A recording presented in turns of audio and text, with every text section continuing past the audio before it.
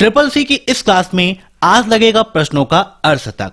जी हां दोस्तों, triple C exam के लिए 50 प्लस मोस्ट इंपॉर्टेंट क्वेश्चंस आज की इस क्लास में हम आपके साथ डिस्कस करने वाले हैं, जो आगामी ट्रिपल सी एग्जाम के लिए बहुत ही ज्यादा इंपॉर्टेंट हैं। तो इस क्लास को लास्ट तक आप जरूर देखिएगा। मैं हूं अभय और आप सभी का स्वागत करता हूं आपके अपने परिवार अभय एक्सेल कंप्यूटर में। दोस्तों, ट्रिपल सी एग्जाम की बेहतर तैयारी के लिए मैंने कराई है ट्रिपल सी की कंप्लीट महामैराथन क्लास, जिस एक क्लास के माध्यम से आप आसानी से ट्रिपल सी एग्जाम को टॉप कर सकते हो। तो आगामी जो एग्जाम्स हैं उसमें आप इसको जरूर देखिएगा। इस क्लास से बहुत सारे क्वेश्चंस आते हैं, कमेंट बॉक्स में आप इसका रिव्यू देख सकते हो।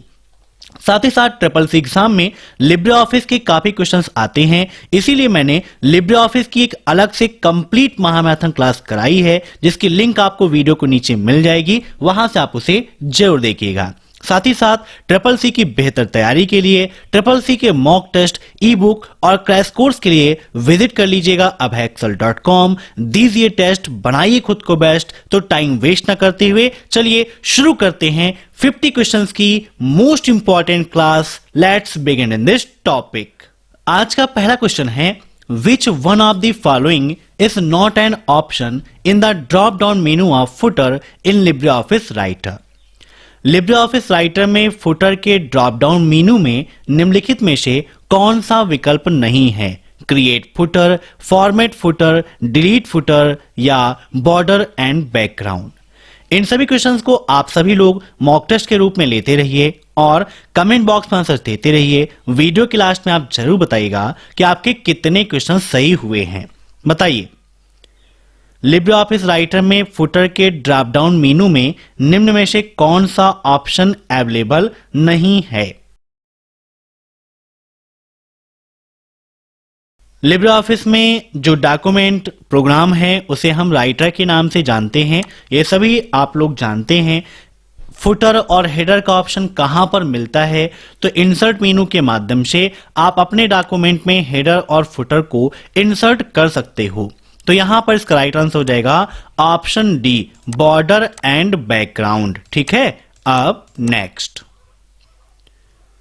लिब्रे ऑफिस राइटर में ऑटो सेव का डिफॉल्ट अंतराल मान मिनट में क्या है?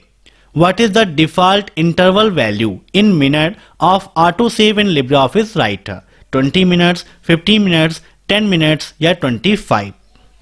मीन्स जब हम लिब्रे ऑफिस राइटर में कोई भी डॉक्यूमेंट बना रहे होते हैं तो वहां पर डॉक्यूमेंट हमारा सेव होता रहता है। कई बार क्या होता है कि हमने कोई डॉक्यूमेंट बनाया, सेव नहीं किया, कहीं पर कोई मिस्टेक हो गई, पूरा डॉक्यूमेंट हमारा डिलीट हो गया, मीन्स इरेज हो गया। तो यहां पर एक फीचर मिलता है ऑटो सेव का, जिसके माध्यम से आप सेव करें या ना सेव करें, उस नियमित अंतराल में ऑटोमेटिक आपका डॉक्यूमेंट सेव होता रहता है। ठीक है, तो यहां पर इसका राइट आंसर हो जाएगा ऑप्शन सी, 10 मिनट्स। हर 10 मिनट में आपका डॉक्यूमेंट सेव होता रहता है। अब नेक्स्ट। क्यूआर कोड में अक्सर किसके लिए डेटा नहीं होता है जो किसी वेबसाइट या एप्लीकेशन को इंगित करता है? पर्सन, ट्रैकर, आइडेंटिफायर या लोकेटर? बताइए क्या होगा इसका राइट आंसर। काफी इंपॉर्टेंट क्वेश्चन है आपका। QR code. क्यूआर कोड से एग्जाम में काफी सारे क्वेश्चंस बनते हैं। फटाफट आप सभी लोग बताइए क्यूआर कोड क्या है, इसका क्या उपयोग है, सब कुछ आप बताइए। तो क्यूआर का फुल फॉर्म क्या होता है? Quick response code. नोट कर लीजिएगा, क्या होता है? क्विक रिस्पॉन्स कोड होता है क्यूआर कोड का फुल फॉर्म। अब ट्रिपल सी एग्जाम में एक क्वेश्चन और बनता है कि क्यूआर कोड का आविष्कार कब हुआ, मीन्स कब डेवलप हुआ? तो 1994 में इसकी खोज हुई थी। किसके द्वारा हुई थी? तो Japanese automotive company Denso web द्वारा। किसके द्वारा? जापानीज ऑटोमोटिव कंपनी, नोट कर लीजिएगा, Japanese automotive company Denso web के द्वारा यह लॉन्च किया गया था। तो पूछता है किसके द्वारा लॉन्च किया गया, तो ये नोट कर लीजिएगा। अब पूछता है क्यूआर कोड किस देश ने डेवलप किया, तो सबसे पहले जापान देश में डेवलप हुआ था, है ना। अब यहां पर हमारा जो क्वेश्चन था कि क्यूआर कोड में अक्षर किसके लिए डेटा नहीं होता, तो पर्सन के लिए डेटा नहीं होता है। Option first is right. ठीक है, याद रखिएगा। क्यूआर कोड कैसा होता है, तो यहां पर आप सभी लोग फिगर में देख सकते हैं कि कुछ ऐसा होता है क्यूआर कोड जिसे आप मोबाइल फोन या स्कैनर से स्कैन कर सकते हो। यहां पर देखिए पेमेंट वेरिफिकेशन की सारी इंफॉर्मेशंस आपको अधिकतर क्यूआर कोड के माध्यम से मिलती हैं। जैसे आप यूपीआई का उपयोग करते हैं तो वहां भी क्यूआर कोड को स्कैन करके आप ट्रांजैक्शंस कर सकते हो, या कोई भी आपको पेमेंट करनी है तो क्यूआर कोड के माध्यम से स्कैन करके कर सकते हो। मीन्स क्यूआर कोड का उपयोग क्या है, तो पेमेंट वेरिफिकेशन में अधिकतर क्यूआर कोड का उपयोग किया जाता है। एक क्वेश्चन ट्रिपल सी एग्जाम में यहां से और बनता है कि क्या क्यूआर कोड मल्टी कलर में हो सकते हैं। मल्टी कलर का मतलब एक से अधिक कलर में क्या क्यूआर कोड आपको मिल सकता है, तो जी हां, बिल्कुल सही है, क्यूआर कोड मल्टी कलर में हो सकते हैं। बाय डिफॉल्ट में आप देखते हो कि आपको ब्लैक एंड व्हाइट कलर में क्यूआर कोड मिलता है ना। यहां पर आप फिगर में भी देख सकते हो ब्लैक एंड व्हाइट में आपको क्यूआर कोड दिख रहा है, लेकिन क्यूआर कोड आप red, blue, green, pink, sky blue means जिस भी कलर में आप चाहते हैं क्यूआर कोड अपना जनरेट कर सकते हैं। एक क्वेश्चन आता है कि क्या हम क्यूआर कोड को जनरेट कर सकते हैं, तो बिल्कुल कर सकते हैं, हम अपना क्यूआर कोड जनरेट कर सकते हैं। ठीक है, अब देखते हैं नेक्स्ट क्वेश्चन। ई बिजनेस के ग्रोथ की एक बड़ी समस्या क्या है। ई बिजनेस का मतलब इलेक्ट्रॉनिक बिजनेस, जो ऑनलाइन बिजनेस है, उसकी एक बड़ी समस्या निम्न में से कौन सी है। None of the options, lack of proper infrastructure, lack of sellers, lack of markets. बताइए, कई बार ट्रिपल सी एग्जाम को आप देंगे तो वहां पर देखेंगे कि आपको फर्स्ट ऑप्शन में मिलेगा नन ऑफ द ऑप्शंस। तो कोई प्रॉब्लम नहीं, कहीं पर भी रहे, हमें देखना है कि राइट आंसर क्या होगा। तो इलेक्ट्रॉनिक बिजनेस की ग्रोथ की सबसे बड़ी समस्या है लैक ऑफ प्रॉपर इंफ्रास्ट्रक्चर, उचित बुनियादी ढांचे का अभाव। यह सबसे बड़ी प्रॉब्लम है जिसकी वजह से ग्रोथ नहीं हो पाती है। अब नेक्स्ट, स्निफिंग का प्रयोग डॉट डॉट डॉट फिंगरप्रिंट करने के लिए किया जाता है। बताइए, sniffing is used for dot dot dot fingerprinting, passive banner grabbing, scan, active attack या पैसिव अटैक। काफी इंपॉर्टेंट क्वेश्चन है, काफी यूनिक क्वेश्चन है, सेम टू सेम आपको एग्जाम में ये क्वेश्चन ऐसे ही मिलेगा। तो इसका राइट आंसर होगा ऑप्शन डी, पैसिव अटैक। ठीक है, अब नेक्स्ट, रैम को कंप्यूटर के प्रोसेसर के रूप में माना जा सकता है। मीन्स रैम को कंप्यूटर के प्रोसेसर के रूप में क्या माना जा सकता है। Operating system, planning room, waiting room या factory. RAM random access memory, primary memory का पार्ट है रैम। आप सभी जानते हैं कि मेमोरी कितने प्रकार की होती हैं, तो दो प्रकार की मेमोरी आपकी होती है। पहला है प्राइमरी मेमोरी और दूसरा है सेकेंडरी मेमोरी। प्राइमरी मेमोरी के दो पार्ट हैं, कौन कौन से, पहला है रैम और दूसरा है रोम। रैम का full form random access memory और रोम का फुल फॉर्म होता है रीड ओनली मेमोरी। इसके बाद आप देखें तो रैम के भी दो पार्ट हैं, कौन कौन से, एक है एस रैम और दूसरा है डी रैम। याद कर लीजिएगा, एस रैम और डी रैम। और रोम की बात करें तो रोम के मुख्यतः तीन पार्ट हैं, कौन कौन से, पी रोम, ईपी रोम और double EP ROM. P ROM का मतलब programmable read only memory, EP ROM का full form erasable programmable read only memory, double EP ROM का full form electrically erasable programmable read only memory. ठीक है, याद रखिएगा। तो ये आपका क्या हो गया मेमोरी के बारे में, क्योंकि एग्जाम में इससे काफी क्वेश्चंस पूछे जाते हैं। तो रैम को कंप्यूटर के प्रोसेसर के वेटिंग रूम के रूप में जाना जाता है। Option C is right. ठीक है, अब नेक्स्ट, जब हम कोई ईमेल लिखते हैं तो इसका क्या अर्थ है। बताइए, जब हम कोई भी मेल लिख रहे हैं तो इसका क्या मतलब है। We are replying to a mail, we are deleting a mail, we are writing a new mail, we are forwarding a mail. Question बहुत ही सिंपल सा है।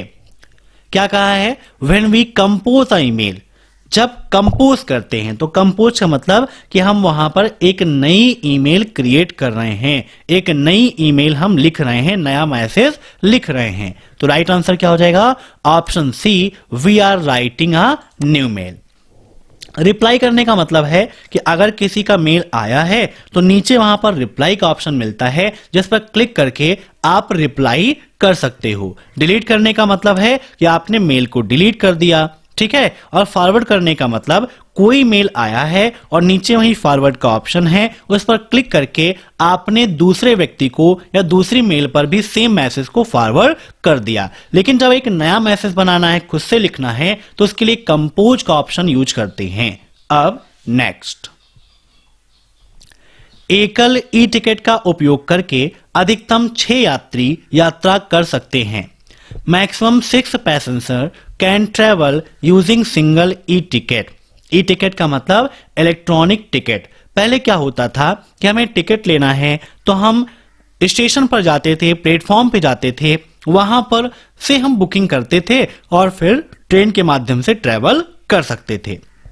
लेकिन अब IRCTC के माध्यम से हम ऑनलाइन रिजर्वेशन कर लेते हैं। तो एक क्वेश्चन पूछा भी जाता है कि किस वेबसाइट के माध्यम से करते हो, तो इंडियन रेलवे ने लॉन्च किया है irctc.in, ठीक है। यहां पर देखिए, जैसे हम ओपन कर लेते हैं गूगल और यहां पर क्लिक करते हैं IRCTC और इंटर कर देते हैं, तो यहां पर आपकी जो वेबसाइट है वो ओपन हो जाती है। Indian railway catering and tourism corporation railway company, जिसके माध्यम से ऑनलाइन आप टिकट बुक कर सकते हो या रेलवे से संबंधित सारी इंफॉर्मेशन यहां पर आपको मिल जाएगी कि किस रूट के लिए कौन सी ट्रेन है, उसका चार्ज क्या है, कितनी सीटें अवेलेबल हैं, सारी इंफॉर्मेशन आप यहां से आसानी से प्राप्त कर सकते हो, ठीक है। आपको किस डेट में जाना है, यहां पे फ्रॉम में कहां से कहां तक आपको जाना है, यहां पर आप अपनी इंफॉर्मेशन डालेंगे, उसके बाद यहां पर आप यूज कर सकते हो, ठीक है। तो यहां पर इसका राइट आंसर होगा ऑप्शन बी, ट्रू, बिल्कुल सही है, ठीक है। एकल टिकट का उपयोग करके अधिकतम 6 यात्री यात्रा कर सकते हैं। मीन्स जब आप नॉर्मल यूजर हैं और वहां पर टिकट क्रिएट करते हैं तो मैक्सिमम 6 यूजर्स के लिए आप टिकट कर सकते हो। अब नेक्स्ट, प्रेजेंटेशन में ऑटो कंटेंट विजार्ड क्या है? The way to fill the content automatically, सामग्री को स्वचालित रूप से भरने का तरीका, the quickest way to create a presentation, presentation तैयार करने का सबसे तेज तरीका, the quickest way to play the slide show चलाने का सबसे तेज तरीका, या फिर the way to create slides transition automatically, स्वचालित रूप से स्लाइड ट्रांजिशन बनाने का तरीका। बताइए, the quickest way to create a presentation, ये इसका राइट आंसर हो जाएगा। प्रेजेंटेशन में ऑटो कंटेंट विजार्ड क्या है? प्रेजेंटेशन तैयार करने का सबसे तेज तरीका है। अब नेक्स्ट, कौन सी फाइल बैच फाइल है जिसे कंप्यूटर बूट करते समय पढ़ा जाता है? auto.bat, auto executive.bat, auto exe.bat या auto batch? बताइए क्या होगा इसका राइट आंसर? काफी इंपॉर्टेंट क्वेश्चन है आपका। Which file is the batch file that is read while booting a computer? तो इसका राइट आंसर हो जाएगा ऑप्शन सी, याद रखिएगा ऑप्शन सी, ठीक है, auto exec.bat, ठीक है। अब नेक्स्ट, पॉकेट वॉलेट किसके द्वारा जारी किया गया? RBI, NPCI, ICICI या SBI? बताइए, पॉकेट वॉलेट किसके द्वारा जारी किया गया था? काफी इंपॉर्टेंट क्वेश्चन है आपका। ऐसे कई सारे वॉलेट हैं जिनसे संबंधित एग्जाम में क्वेश्चन पूछे जाते हैं कि ऑक्सीजन वॉलेट क्या है ना, भीम क्या है, फोन पे क्या है, गूगल पे क्या है, पेटीएम क्या है, ठीक है। तो यहां पे आपसे पूछा है पॉकेट वॉलेट के बारे में। तो पॉकेट वॉलेट ICICI बैंक द्वारा लॉन्च किया गया था, ठीक है। आरबीआई का फुल फॉर्म क्या है, यह भी आपके एग्जाम में पूछा जाता है। ठीक है, तो आरबीआई का फुल फॉर्म क्या है, रिजर्व बैंक ऑफ इंडिया। क्या होता है, reserve bank of India. NPCI national payment corporation of India और SBI state bank of India. ठीक है, अब नेक्स्ट, इनमें से सबसे छोटा कौन सा है? Who is the youngest among these? Megabyte, binary digit, byte या बाइनरी नंबर? बताइए।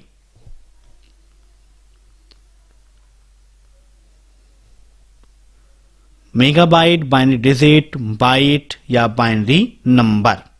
फटाफट बताइए। तो यहां पर इसका राइट आंसर क्या हो जाएगा, बाइनरी डिजिट। अब नेक्स्ट, इंस्टाग्राम पर कितने सेकंड की वीडियो पोस्ट कर सकते हैं? 60 सेकंड, 80 सेकंड, 120 सेकंड या 40 सेकंड? फटाफट बताइए। इंस्टाग्राम क्या है, आपका फोटो वीडियो शेयरिंग प्लेटफॉर्म है ना।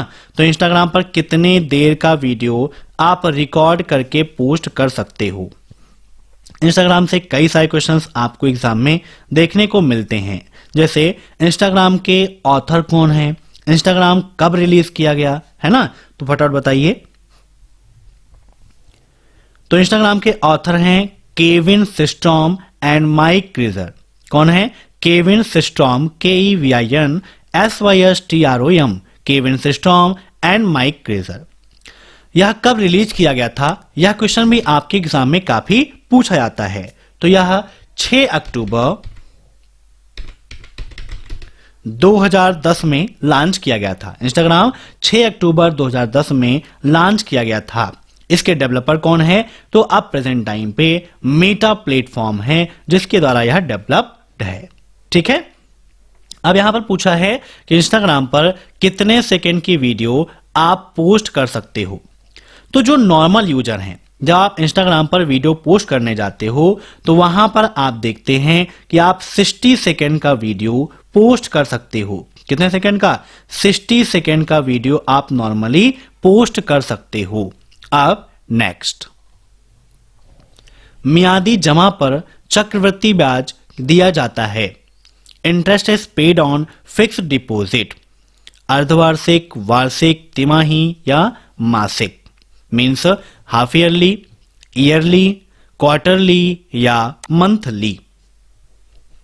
फिक्स डिपॉजिट, तो इसमें क्वार्टरली आपको ब्याज मिलता है। ठीक है, ऑप्शन सी इज राइट। कभी कभी पूछ लेता है कि एफडी का फुल फॉर्म क्या है, तो एफडी का फुल फॉर्म होता है फिक्स डिपॉजिट। ठीक है, अब नेक्स्ट, फ्लो चार्ट का उपयोग करने का लाभ क्या है? Flow chart, effective analysis, proper documentation, efficient coding या all of the above? Flow chart, मैंने आपको बताया है कि कोई भी काम आपको करना है तो काम को करने से पहले आप अच्छे से ये कर लेते हैं ना कि मुझे क्या क्या करना है, कैसे कैसे करना है। जैसे SSC एग्जाम के लिए तैयारी आपको करनी है तो आप पूछते हैं कि सर हम कैसे तैयारी करें, क्या क्या पढ़ें, समय बहुत कम है। तो मैं आपको बताता हूं कि आपके पास समय कम है तो एकमात्र क्लास अभय एक्सेल कंप्यूटर की SSC की महामैराथन क्लास देख लो, आसानी से आप SSC एग्जाम टॉप कर जाओगे। तो वैसे ही किसी भी काम को करने से पहले या किसी भी प्रोग्राम को रन कराने से पहले जो स्टेप बाय स्टेप प्रोसेस हम लिखते हैं वह एल्गोरिथम कहलाता है। तो इससे हमारा क्या है, एक इफेक्टिव एनालिसिस हो जाता है, पूरा डॉक्यूमेंटेशन सही हो जाता है कि कैसे क्या क्या करना है, कोडिंग भी उसी हिसाब से कम हो जाती है। तो राइट आंसर का क्या हो जाएगा, option D, all of the above. अब नेक्स्ट, आरटीजीएस के द्वारा न्यूनतम ट्रांसफर की सीमा कितनी है? बताइए कितनी है? 1 लाख रुपए, 50,000 रुपए, 2 लाख रुपए या इनमें से कोई नहीं? सॉरी, न्यूनतम कोई सीमा नहीं है। RTGS real time gross settlement होता है। आरटीजीएस का फुल फॉर्म क्या होता है? Real time gross settlement. तो इसकी जो मिनिमम सीमा है वो 2 लाख रुपए है। 2 लाख रुपए से कम का ट्रांसफर आप आरटीजीएस के माध्यम से नहीं कर सकते हो। ठीक है, याद रखिएगा। अब नेक्स्ट, इनमें से कौन सबसे अच्छा विश्वकोश है? Which of the following is the best encyclopedia?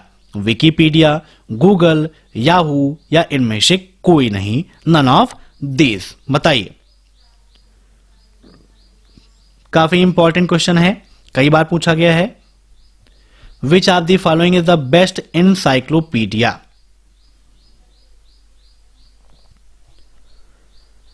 Wikipedia कब स्टार्ट किया गया? विकिपीडिया है क्या?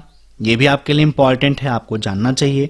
गूगल पर आप सर्च करते हैं तो वहां पर आपको विकिपीडिया के द्वारा संबंधित जानकारी मिल जाती है। कोई भी टॉपिक आप सर्च करो तो अधिकतर आपको मिल जाता है, मीन्स यह एक विश्वकोश है।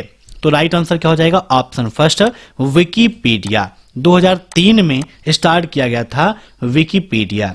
इस पर अगर आप प्रेजेंट टाइम पर देखें तो 64 लाख, मतलब लगभग 65 लाख से अधिक आर्टिकल अवेलेबल हैं जो इंग्लिश लैंग्वेज में हैं। सोचिए, 65 लाख से अधिक आर्टिकल इंग्लिश लैंग्वेज में अवेलेबल हैं। ऐसे ही आप देखो तो हिंदी लैंग्वेज में भी, मीन्स बहुत सारी लैंग्वेज में आपको मिल जाएगा।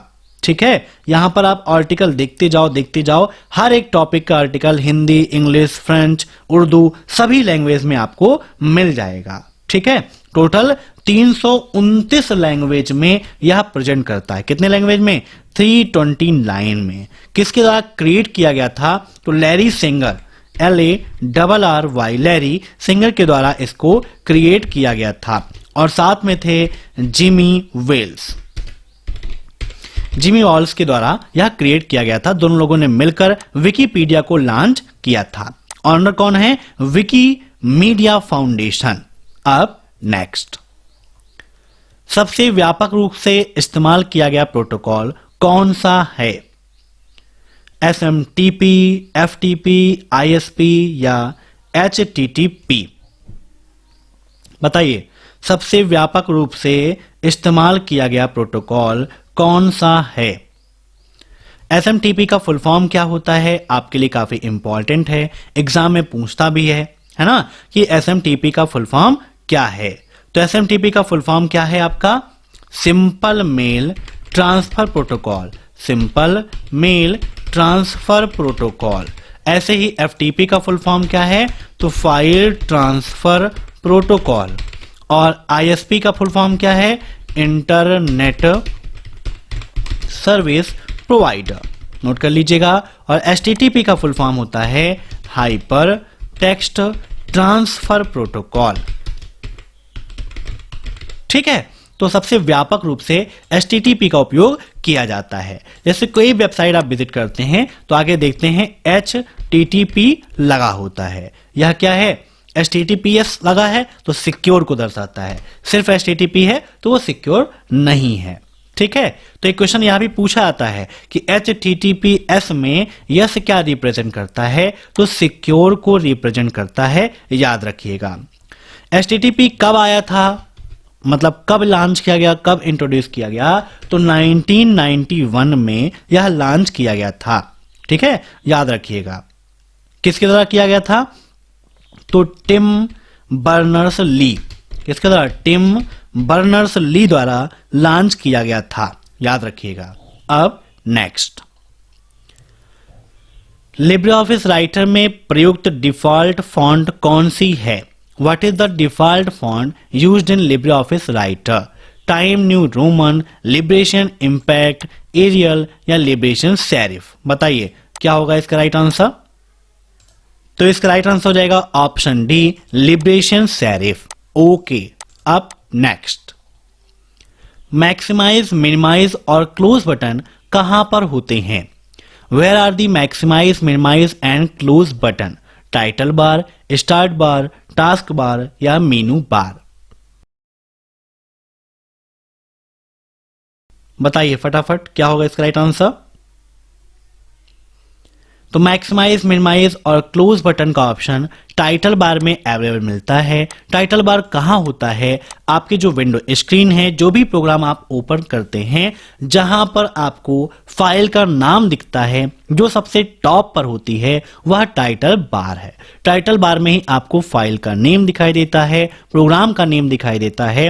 वहीं पर मिनिमाइज, मैक्सिमाइज और क्लोज का ऑप्शन आपको राइट साइड कॉर्नर पर मिल जाता है। ठीक है। टास्क बार कहां होता है? तो विंडो में सबसे नीचे होता है टास्क बार। अब नेक्स्ट,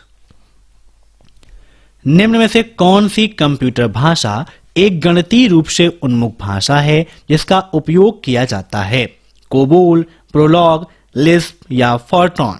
बताइए, गणितीय रूप से उन्मुख भाषा कौन सी है? फटाफट बताइए, इसका राइट आंसर क्या होगा?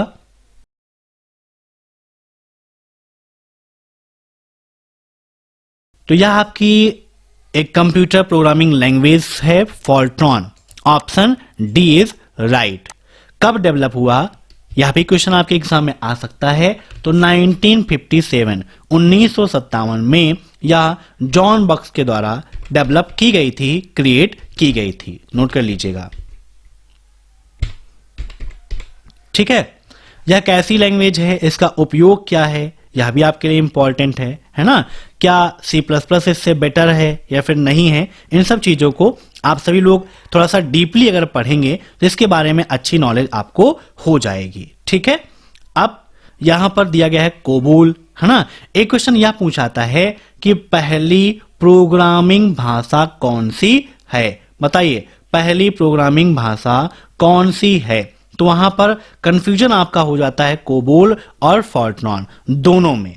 तो फोर्ट्रॉन जो है इसको पहली प्रोग्रामिंग भाषा मानी जाती है। ठीक है, याद रखिएगा। अब नेक्स्ट, लाइन के आरंभ में जाने के लिए निम्न में से कौन सी कुंजी का उपयोग किया जाता है? Ctrl+होम, होम, एरो या पेज अप? लाइन के आरंभ में जाना है। देखिए, कई चीजें आपके लिए यहां पर हो जाती हैं, जैसे लाइन के स्टार्टिंग में जाना है, पैराग्राफ की स्टार्टिंग में जाना है, डॉक्यूमेंट के स्टार्टिंग में जाना है, तो किसका उपयोग करते हैं? तो यहां पर देखिए, जैसे हमारा कर्सर है, अगर होम बटन प्रेस करते हैं तो लाइन के स्टार्टिंग में आ जाएंगे। मीन्स यहां पर इसका राइट आंसर क्या हो जाएगा? ऑप्शन बी, होम बटन का उपयोग करके हम लाइन के स्टार्टिंग में आ जाएंगे। वहीं पर अगर Ctrl+होम करते हैं तो हम अपने डॉक्यूमेंट के या पैराग्राफ के स्टार्टिंग में आ जाएंगे। Ctrl+होम करेंगे तो पैराग्राफ के स्टार्टिंग में हम पहुंच जाएंगे। अब next,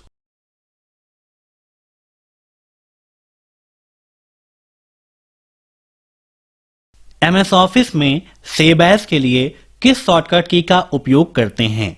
Which shortcut key will be used for save as in MS Office? Ctrl+S, Ctrl+Shift+S, F10 या F12? Save as,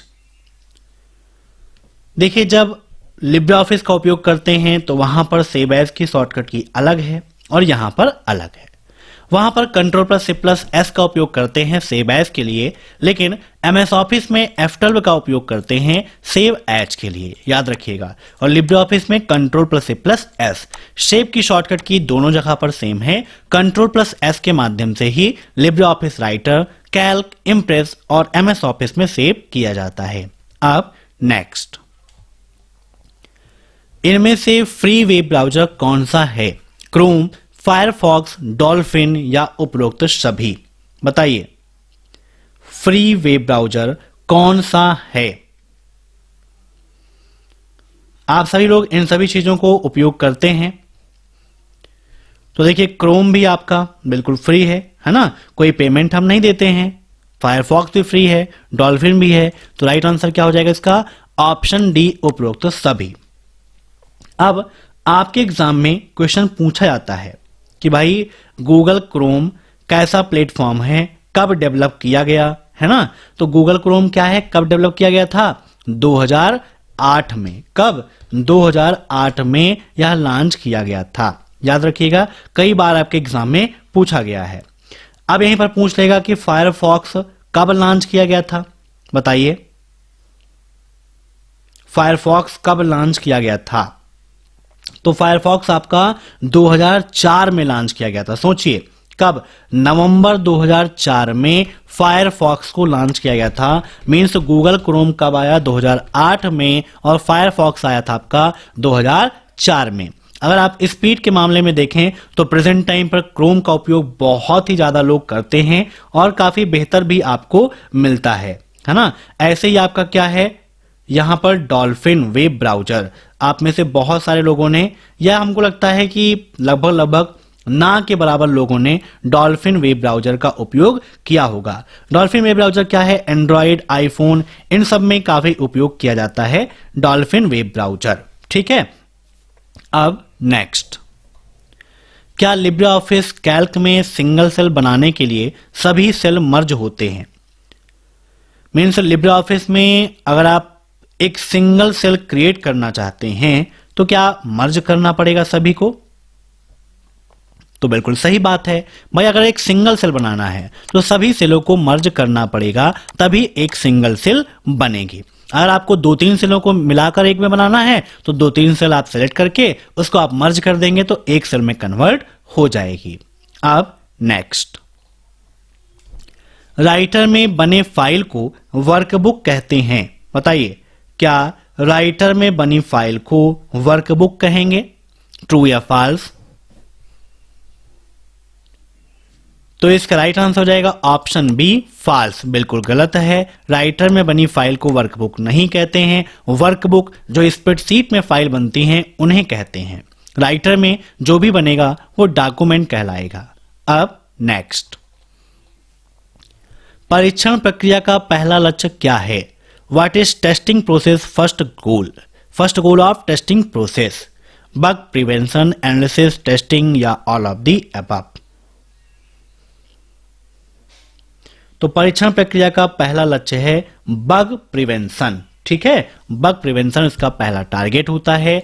option first is right. अब नेक्स्ट, ईमेल भेजते समय फ्रॉम, टू, सीसी, बीसीसी इत्यादि का प्रयोग कर सकते हैं। फ्रॉम मतलब से, टू मतलब जिसको मेल भेज रहे हैं, है ना, उसके लिए टू का उपयोग करते हैं। CC carbon copy, BCC blind carbon copy, तो इन सब का उपयोग हम कर सकते हैं। बिल्कुल सही बात है, ऑप्शन फर्स्ट इज ट्रू। ठीक है, अब नेक्स्ट, इंटरनेट ऑफ थिंग्स में किन जोखिमों और चुनौतियों पर विचार किया जाना चाहिए? What risk and challenges should be considered in the Internet of Things? Privatization and security means निजीकरण और सुरक्षा, एनर्जी कंज्यूमेशन, नेटवर्क कनेक्शंस या सुटेबल ऑल? मीन्स निजीकरण और सुरक्षा, ऊर्जा खपत, नेटवर्क कनेक्शन या फिर सभी। तो इसका राइट आंसर हो जाएगा ऑप्शन डी, सुटेबल ऑल, उपयुक्त सभी।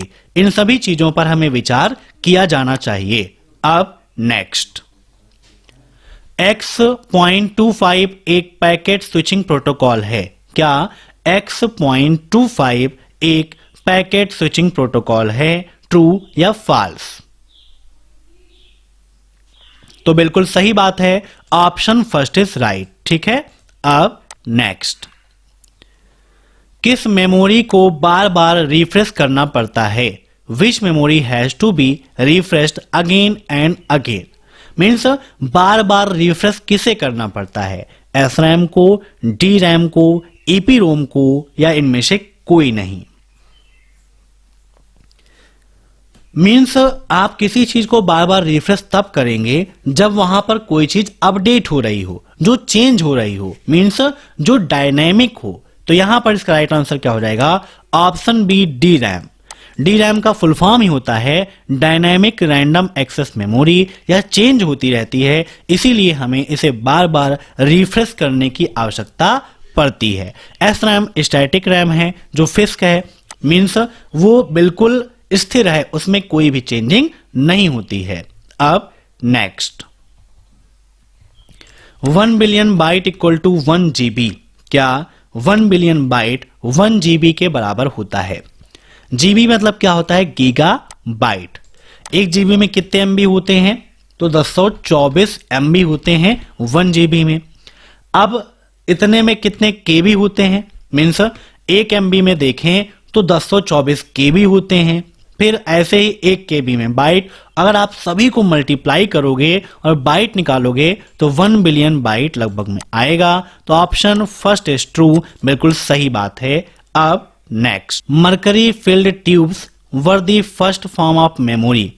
पारा भरा नलिकाएं स्मृति का पहला रूप थी। मरकरी मीन्स जिसमें मरकरी फिल थी, मरकरी भरी हुई थी, क्या वह पहली मेमोरी थी? तो फर्स्ट जनरेशन में यूज किया गया था वैक्यूम ट्यूब, निर्वात ट्यूब, जहां पर मरकरी भरी हुई थी। तो बिल्कुल सही बात है, ऑप्शन फर्स्ट इज राइट। ठीक है, अब एग्जाम में कई सारे क्वेश्चन पूछे जाते हैं कि वैक्यूम ट्यूब कब डेवलप किया गया, है ना, या वैक्यूम ट्यूब किसके द्वारा डेवलप किया गया था। यह क्वेश्चन भी आपके एग्जाम में काफी पूछा जाता है। तो वैक्यूम ट्यूब 1904 में British engineer John Ambrose Fleming, किसके द्वारा, जॉन एम्ब्रोस फ्लेमिंग के द्वारा 1904 में वैक्यूम ट्यूब डेवलप की गई थी, जिसका उपयोग फर्स्ट पीढ़ी में किया गया, मींस फर्स्ट जनरेशन कंप्यूटर में वैक्यूम ट्यूब का उपयोग किया गया था। अब नेक्स्ट, इमोजी को इंटरप्रेटर भी कहा जाता है। बताइए, क्या इमोजी को इंटरप्रेटर भी कहते हैं? तो बिल्कुल गलत है। ठीक है, यह आपका गलत है, फॉल्स हो जाएगा। अब नेक्स्ट, लिब्रे ऑफिस इंप्रेस में स्लाइड को रीनेम नहीं कर सकते। बताइए, क्या लिब्रे ऑफिस इंप्रेस में स्लाइड को रीनेम नहीं किया जा सकता है? ट्रू या फॉल्स? तो यह भी आपका फॉल्स हो जाएगा, क्योंकि आप स्लाइड को रीनेम कर सकते हो। बाय डिफॉल्ट में जब आपको फर्स्ट स्लाइड मिलती है तो उसका नाम क्या होता है, स्लाइड 1 होता है। ठीक है, अब next, what is the full form of CAAS? CAS का फुल फॉर्म क्या है? फटाफट कमेंट करके बताइए कि CAS का फुल फॉर्म क्या होता है।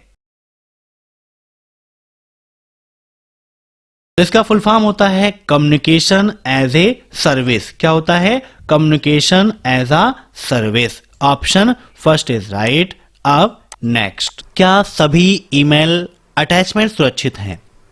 मीन्स ईमेल के साथ में जो अटैचमेंट्स आते हैं, मीन्स जो भी फाइल्स हैं, जो डॉक्यूमेंट्स हैं या कोई फोटोज हैं, कोई भी चीज जो ईमेल के साथ संलग्न होकर आ रही है, क्या वो सुरक्षित होती है? ट्रू या false?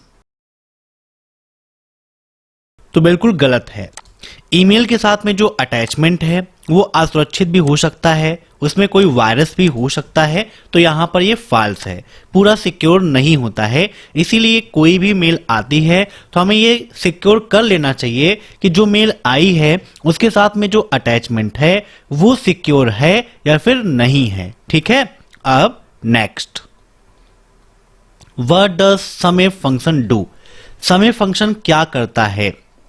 adds up cell values based on a condition, adds all number in a range of cell, returns a subtotal in a list or database, या all of the above।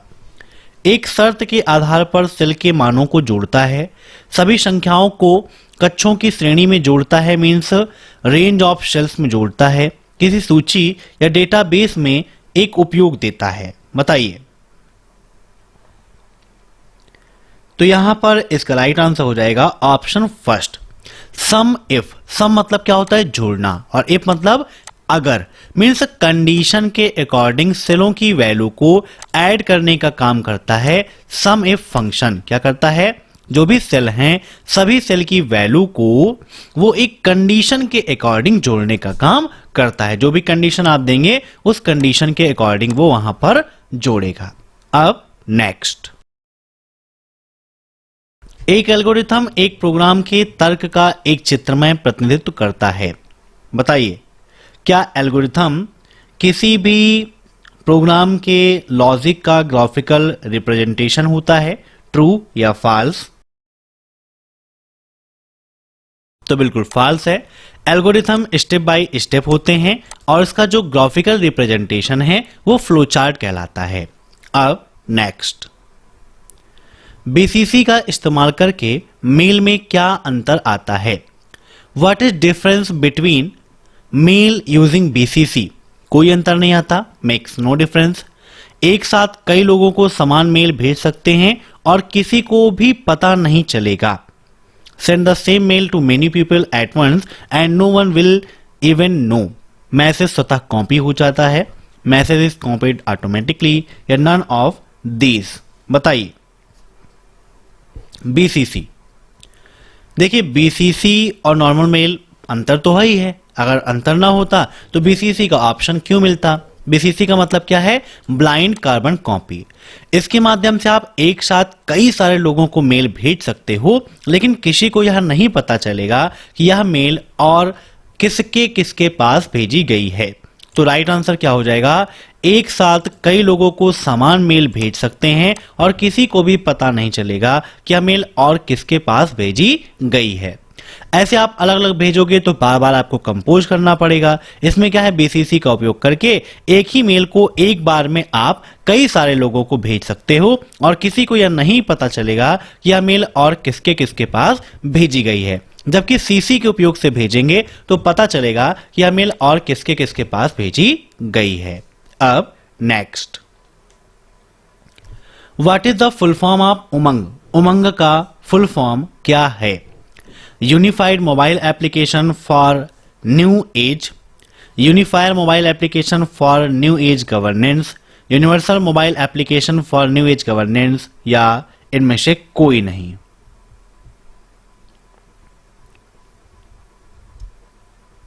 बताइए क्या होगा इसका राइट आंसर? तो इसमें से इसका right answer हो जाएगा ऑप्शन डी, इनमें से कोई नहीं। क्योंकि उमंग का फुल फॉर्म क्या होता है? The unified mobile application for new age governance. क्या होता है? The unified mobile application for new age governance. कभी कभी ट्रिपल सी एग्जाम में ये क्वेश्चन पूछता है कि उमंग में एन क्या रिप्रेजेंट करता है? तो एन न्यू एज को रिप्रेजेंट करता है। उमंग से संबंधित कई सारे क्वेश्चंस आप सभी को एग्जाम में देखने को मिलते हैं। उमंग कब लॉन्च किया गया? यह क्वेश्चन ट्रिपल सी एग्जाम में बहुत ज्यादा पूछा जाता है। तो उमंग नवंबर 2017 में लॉन्च किया गया था। कब? नवंबर 2017 में उमंग ऐप को लॉन्च किया गया था। उमंग ऐप कितनी लैंग्वेज में अवेलेबल है? तो उमंग आपका टोटल 13 लैंग्वेज में अवेलेबल है। कितनी लैंग्वेज में? 13 लैंग्वेजेस में यह आपका अवेलेबल है। याद रखिएगा, यह एक ऐसा मोबाइल एप्लीकेशन है जहां पर सरकार के जितनी भी सुविधाएं हैं, जो भी ऑनलाइन आपको मिलती है, जैसे आप देखते हैं ना, पीएफ का है, आधार कार्ड का है, पैन कार्ड का है, मीन्स समस्त योजनाएं सरकार की आपको एक प्लेस पर मिल जाती हैं। अब नेक्स्ट, एम बैंकिंग का मतलब क्या है? बताइए। Managing banking, manage banking, mobile banking या नेट बैंकिंग? M banking. तो एम बैंकिंग का मतलब क्या है? मोबाइल बैंकिंग होता है। ऑप्शन सी इज राइट, है ना। मीन्स जिसमें मोबाइल के माध्यम से, मीन्स आप अपने नंबर के माध्यम से आप ट्रांजैक्शंस कर सकते हो, वो मोबाइल बैंकिंग के अंदर में आता है। अब नेक्स्ट, F5 से स्लाइड ओपन किया जा सकता है। बताइए, क्या F5 के माध्यम से हम स्लाइड को ओपन कर सकते हैं? तो यह बिल्कुल आपका फॉल्स है। Option first is right. कभी कभी ए ऑप्शन में फॉल्स मिलता है और कभी कभी बी ऑप्शन में फॉल्स मिलता है, तो इसका ध्यान आपको रखना है। अब F5 का क्या यूज है? तो जब भी हमारा प्रेजेंटेशन बना होता है तो प्रेजेंटेशन को स्टार्टिंग से स्टार्ट करने के लिए, मीन्स फर्स्ट स्लाइड से, बिगिन से स्टार्ट करने के लिए हम F5 का उपयोग करते हैं। अब नेक्स्ट, फेसबुक में कितने प्रकार के रिएक्शंस हैं? How many types of reactions button are there in Facebook? 7, 10, 6 या 5? तो आइए विद प्रैक्टिकल देखते हैं। यहां पर देखिए आपका अपना पेज अभय एक्सेल कंप्यूटर ओपन है। आप सभी लोग अभय एक्सेल कंप्यूटर सर्च कर लीजिएगा और हमें जरूर फॉलो करिएगा। जो भी क्वेरीज हैं वो आप जरूर बताइएगा। अब यहां पर देखिए दिया गया है, मान लीजिए यहां पर देखिए आपको लाइक का ऑप्शन है, इस पर आप क्लिक करते हैं तो कितने रिएक्शंस हैं, पहला है लाइक करें, दूसरा बहुत पसंद मीन्स केयर वाला जो आपको मिलता है, फिर यहां पर देखिए ये 3 4 5 6 और 7, यहां पर लैंग्वेज हिंदी है इसीलिए आपको हिंदी में सारी चीजें दिखाई दे रही हैं, है ना। तो यहां पर टोटल कितने प्रकार के रिएक्शंस हैं, ये देखिए एंग्री वाला हो गया, फिर यहां पर सैड हैं आप, है ना, वाउ, और यहां पर लाफ आप कर रहे हैं, ये आपका देखिए क्या है ना। तो ऐसे आप उपयोग कर सकते हो। कितने रिएक्शंस हैं, 7 रिएक्शंस हैं। तो राइट आंसर क्या हो जाएगा इसका, ऑप्शन फर्स्ट 7। ओके, अब next, entire URL has a maximum number of character. किसी यूआरएल में अधिकतम कितने वर्ड होते हैं, 63, 31, 255 या 127। यूआरएल का फुल फॉर्म क्या है, आप सभी जानते हैं, अ यूनिफॉर्म रिसोर्स लोकेटर। क्या होता है, यूनिफॉर्म रिसोर्स लोकेटर होता है यूआरएल का फुल फॉर्म, और इसमें मैक्सिमम 255 कैरेक्टर्स हो सकते हैं। याद रखिएगा, काफी इंपॉर्टेंट है, 255 कैरेक्टर।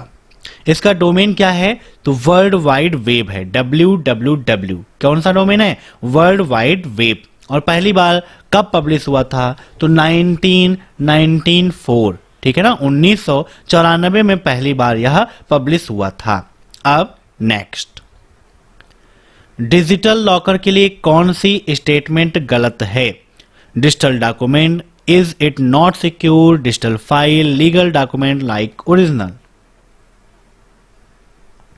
स्टेटमेंट गलत बताया है, तो भाई ये गलत है, इज इट नॉट सिक्योर, इसमें कह रहा है सिक्योर नहीं है, तो गलत बात है ना। वहां पर आपका सिक्योर है, मीन्स डिजिटल लॉकर में जो भी डॉक्यूमेंट्स आप रखते हैं वो सिक्योर है, किसी प्रकार की कोई दिक्कत नहीं है। अब नेक्स्ट, एसईओ का फुल फॉर्म क्या है, what is the full form of SEO, search engine optimization, safe engine optimization, search electric optimization, search engine organization. बताइए एसईओ का फुल फॉर्म क्या है, तो इसका फुल फॉर्म होता है सर्च इंजन ऑप्टिमाइजेशन। क्या होता है, search engine optimization. Option first is right. अब नेक्स्ट, यहां पर बी टैग, इस टैग का उपयोग किस लिए किया जाता है, break paragraph, break line, bold text या नन ऑफ दिस। बताइए इसका क्या उपयोग है। बोल्ड टेक्स्ट मतलब ये बोल्ड टेक्स्ट है, यहां पर हो गया है मिस्टेक थोड़ा सा, बोल्ड टेक्स्ट।